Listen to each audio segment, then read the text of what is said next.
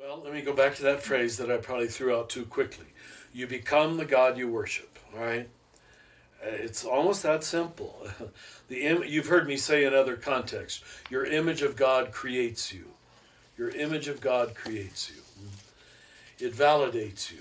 If God is an eternal torturer, let's be very honest. Torture is validated all the way down, and we just look at Christian history. We've had no trouble with eliminating our enemies, because God does, you see. So, with that as the basic principle, that we become the God we worship, we're simply saying that if God is perfect friendship, perfect communion, an event of communion, as some theologians have called the Trinity, then, and I'm created in this image, then I'm an event of communion. This same flow is my deepest self and my deepest identity. So your anthropology, your sociology, your psychology, let me use those words, proceeds from your theology, I think. Now, most people wouldn't probably look at it that way, but I would. Because we had so many problems with our Western notion of God that the majority of Western people have now thrown out the notion of God. And I can understand why. It was so problematic. This Zeus figure throwing thunderbolts down at creation, the creation that this God didn't like, created a very fear-based, insecure, unloving, competitive universe.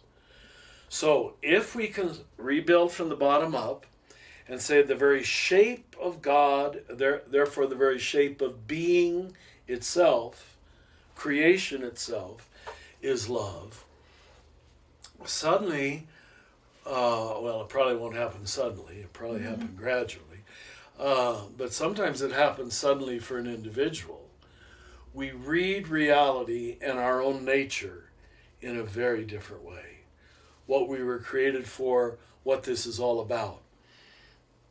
And it's not a contest in which I'm in competition with my neighbor, but in fact it's a giant dance, what Merton calls the general dance, where I can either join in or remain a wallflower. If you want to be a wallflower, that's fine. It really is. I think God will perfectly allow you to be that. But they thought it was such a disastrous decision that they chose very demanding metaphors to say, don't make that decision. And those became things like purgatory, hell, eternal punishment. Don't miss out on the dance, you understand? It had urgency to it. It had ultimacy to it. So your notion of all relationships come from, I think, the primary relationship, which is God, do you see?